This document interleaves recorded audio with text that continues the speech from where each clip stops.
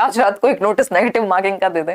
हंसी आ रही है मुझे ये बात कहते हुए। वेबसाइट पर कल ये 14 दिसंबर का एक नोटिस है जो उन्होंने जारी किया है ऑफिशियली कि नॉर्मलाइजेशन की प्रक्रिया को वो शामिल कर सकते हैं। तो इसमें बहुत ज़्यादा टेंशन वाली बात है, मतलब पेपर से एक दिन पहले अगर कोई ऐसी सी बातें करे तो मतलब ऐसा लगता है ऊपर से क्लियर नहीं की हैं चीज़ें, है ना, बताया नहीं है क्लियरली कि करेंगे नहीं करेंगे क्या सीन है। तो पहले तो पढ़ के ये लग रहा है कहना क्या चाहते हो, है ना, वो मीम है ना, कहना क्या चाहते हो। खैर सभी को गुड मॉर्निंग, है ना।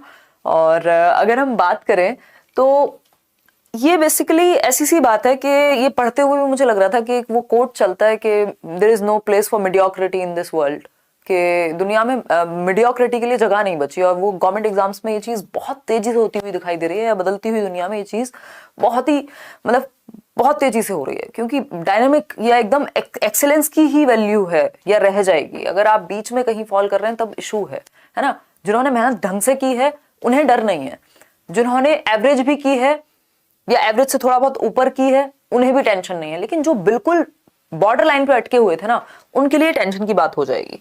समझते हैं एक बार कहना क्या चाह रहे हैं। हालांकि इन्होंने नॉर्मलाइजेशन में भी कई तरह के क्राइटेरियन हैं जो लोग यूज करते हैं, उसके बारे में कोई बात नहीं की।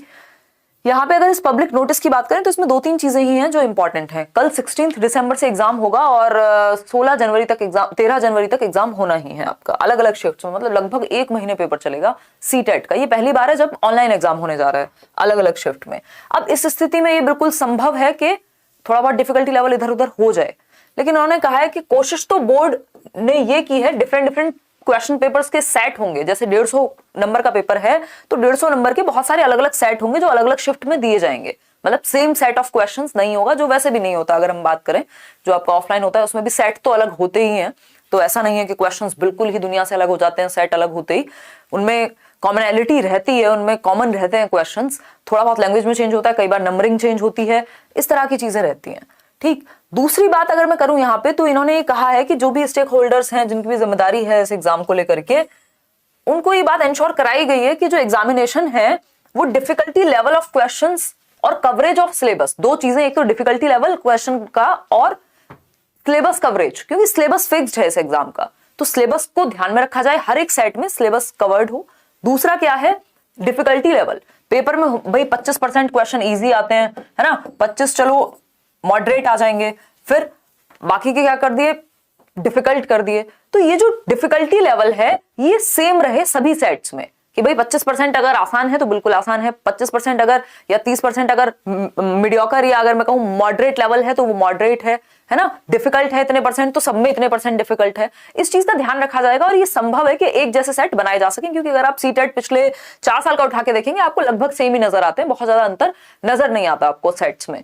ठीक, तो इस बात को अगर ये कह रहे हैं कि हमने पहले ही ध्यान रख रहे हैं कि बहुत ज्यादा परेशानी ना हो या बहुत ज्यादा अंतर ना पाया जाए, है ना, जो डिफिकल्टी लेवल है और जो क्वेश्चन कवरेज है या सिलेबस कवरेज है उसका ध्यान रखा जाए। लेकिन फिर भी ये सेफ साइड रहने के लिए ये कह रहे हैं, फर्दर ऐड कर रहे हैं कि फेयरनेस बनी रहे, अनफेयर ना हो। वैसे ही आजकल पेपर आउट होने लग गए हैं और पता नहीं क्या क्या चीजें हो रही हैं, तो जो लोग मेहनत करते हैं उनके लिए भी दिक्कतें बढ़ जाती हैं ऐसे लोगों की वजह से, है ना। तो फेयरनेस की अगर हम बात करें तो इन्होंने कहा है, further to ensure fairness the board में adopt a score normalization process में अडॉप्ट, यानी संभावना है कि बोर्ड जो है सीबीएसई नॉर्मलाइजेशन की प्रक्रिया को अपना ले। नॉर्मलाइजेशन बेसिकली है क्या, स्टैटिस्टिक्स का एक टर्म है अपने आप में, स्टैटिस्टिक्स में इसको यूज किया जाता है। वो जो सांख्यिकी आपने कभी इकोनॉमिक्स पढ़ी हो 11th-12th में, तो वो डेटा का जो पूरा खेल है जिसमें स्टैंडर्ड डेविएशन, इसके अलावा मीन मोड मीडियन, ये सारी चीजें जो एवरेज निकालने की जो प्रोसेस है, फिर उसमें फॉर्मूले लगा दिए जाते हैं 70 तरह के।